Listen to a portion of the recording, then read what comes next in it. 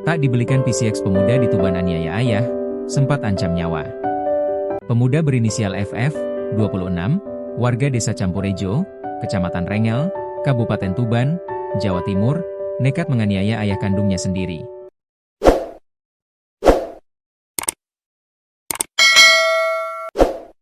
Tindakan nekat tersebut setelah keinginannya untuk membeli motor Honda PCX tidak dipenuhi. Selasa, 24 Maret 2026.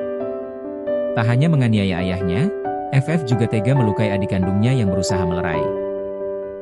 Kasih Humas Polres Tuban, Ibtu Siswanto, menjelaskan peristiwa tersebut terjadi pada Minggu, 22 Maret 2026, sekitar pukul 18 WIB, di dalam rumah korban, PC, 54, yang merupakan ayah kandung FF.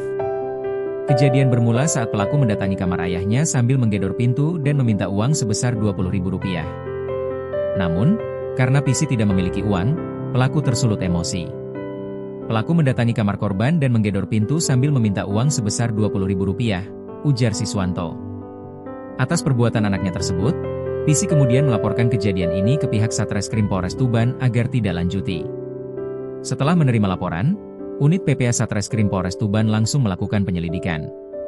Pelaku berhasil diamankan pada Senin, 23 Maret 2026, sekitar pukul 15 waktu Indonesia Barat. Pelaku diamankan saat berada di sebuah warung kopi di Desa Campurejo.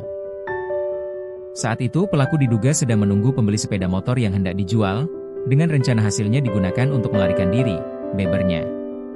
Setelah diamankan, saat ini pelaku telah ditahan di Mapolres Tuban dan menjalani proses penyidikan lebih lanjut.